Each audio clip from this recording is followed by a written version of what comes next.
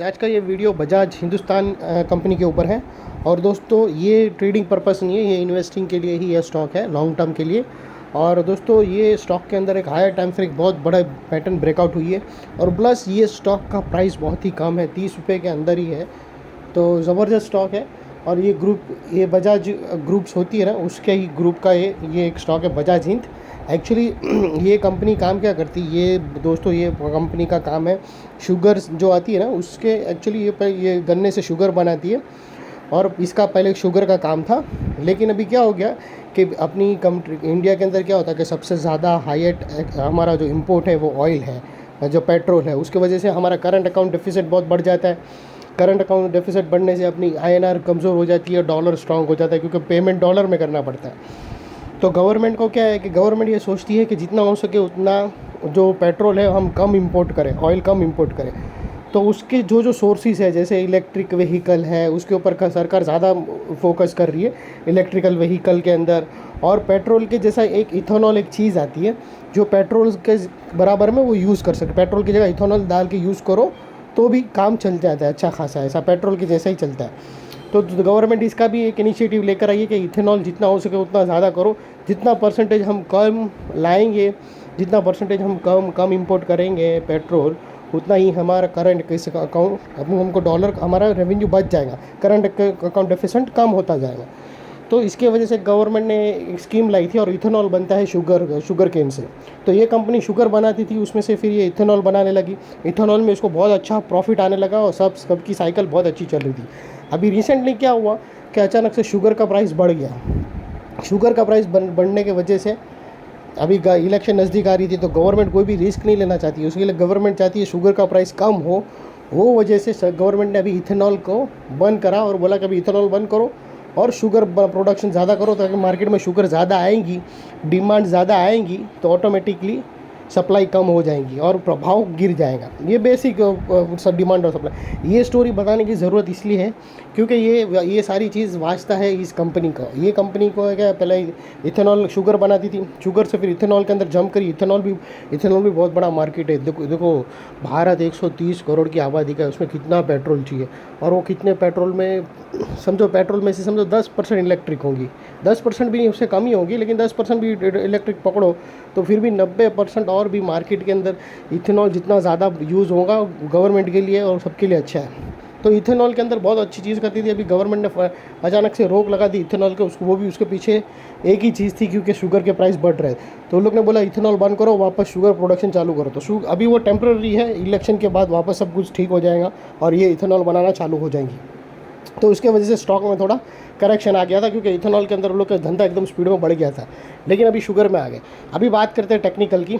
तो दोस्तों टेक्निकल हिसाब से देखो ना, तो ये स्टॉक एक बड़ी ही रेंज में था। और ये जो रेंज थी ना, इसने एक राउंडिंग बॉटम बनाया। और ये जो रेंज थी ना, वो दोस्तों 12 साल की रेंज थी यार। 12 साल किसको बोलते, मतलब कोई ऐसा पैटर्न जिसको बनने में 12 साल लग गए फ्रेंड्स। एक head and shoulder pattern daily के टाइम फ्रेम में 15-20 दिन, 1.5 महीने लगते, तो पूरी दौड़ लगाते न्यूज़ वाले, टीवी चैनल वाले, ये पैटर्न ब्रेकआउट हुई है, ये हाई वॉल्यूम आया है। दोस्तों वो 2 महीने का पैटर्न और ये 12 साल का पैटर्न। और जब ये पैटर्न जब टूटेगा तब कैसी भागम भागी होगी। और स्टॉक बहुत ही अच्छी कंपनी का है, बजाज ग्रुप्स का है। और ये स्टॉक के अंदर कर्जा भी है, ये भी बता दूँ, ये कंपनी के ऊपर कुछ कर्जा भी है। वो ऑन एन एवरेज जैसे बिजनेस होगा सब कुछ निकलता जाएगा। लेकिन तुमको ये चीज़ बता दूँ कि तुम ज़्यादा स्टॉक मत लो। मेरी इसमें कोई बाय सेल होल्ड की रिकमेंडेशन भी नहीं है, लेकिन अपने एडवाइज़र से पूछ के खाली 100 से 150 शेयर रख दो, 5000 के 150 शेयर आके रख दो, 20 साल के लिए देखने का ही नहीं है। फिर छोड़ दो। ये कंपनी जब चलना स्टार्ट हो जाएंगी, डिविडेंड बोनस देना स्टार्ट हो जाएंगी, क्या पता तकदीर कहाँ तुमको लेके जावे। भाई से बहुत सारे किस्से बन चुके हैं, मेरे पास टाइम नहीं रहता, इस वीडियो बहुत लंबा हो जाएगा। इधर 5-5 हज़ार करोड़ 30 साल के बाद, 10,000 करोड़, 10,000 रुपये 30 साल के बाद तो 250 करोड़ बन गए। स्टॉक मार्केट में ही ये कहानी होती है। और ये इंडियन मार्केट में भी हो चुका है, US मार्केट में भी हो चुका है, जापान की मार्केट में भी हो चुका है। ये मैंने सब में स्टडी किया है। तो जहाँ जहाँ स्टॉक मार्केट है वहाँ ऐसी चीज़ होती है। और वो ऐसे ही जो सस्ते के भाव में मिलते हैं ना, तब लोग मार उठा के रख के भूल जाते हैं ना, तभी वो मिरेकल होता है। अभी हम आते हैं टेक्निकल पे दोस्तों। टेक्निकल के हिसाब से देखो ना, तो यहाँ से एक बहुत बड़ी रेंज ऑलरेडी ब्रेकआउट हो गई है। रेंज ब्रेकआउट होने के बाद क्या था कि वो ये न्यूज़ आई, जैसा मैंने बोला, इथेनॉल से वापस शुगर में आ गए। शुगर में भी उन लोगों को प्रॉफिट है, ऐसा नहीं है शुगर का बिजनेस, लेकिन इथेनॉल में ज़्यादा था। तो अभी और दूसरा ये हाई वॉल्यूम के साथ ब्रेकआउट हुआ है, लोगों ने माल अंदर किया है धपाधप। तो देखो वॉल्यूम का, वो देखो कितना भयानक वॉल्यूम है दोस्तों। तो वॉल्यूम के हिसाब से भी अगर आप देखो ना तो एक मिनट, कितने लोग मेरे को बोलते हैं कि सर आपका वॉल्यूम दिखता नहीं है। मैं अगर आप इस चार्ट में भी जाके देखो ना तो आप लोगों को दिख जाएगा दोस्तों वॉल्यूम।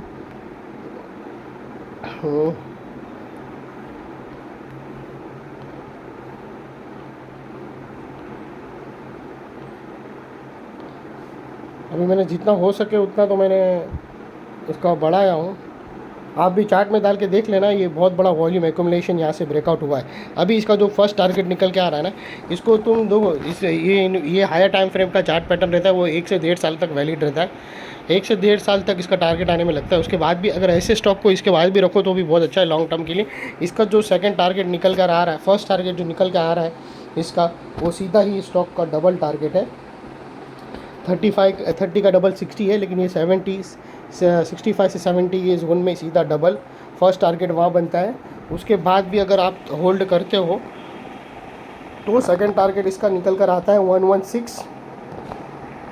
फिर उसके बाद कहानी बहुत ही अलग है। उसके बाद फिर वो 200 के ऊपर भी 116 से भी डबल होगा, लेकिन अभी वो टारगेट निकलना बेकार है।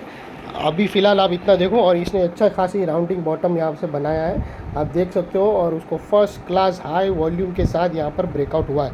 तो दोस्तों ये थी एनालिसिस, आपको अच्छी तरह से बता दिया। और जब भी दोस्तों ऐसी कुछ हो ना पैटर्न, तो उसमें ना तुम्हारा क्या होना चाहिए दोस्तों, कि जो लोअर स्विंग होता है ना, वो तुम्हारा स्टॉप लॉस होना चाहिए क्लोजिंग बेसिस पे ऑन फ्राइडे। ये एनालिसिस थी, और कंपनी अच्छी है।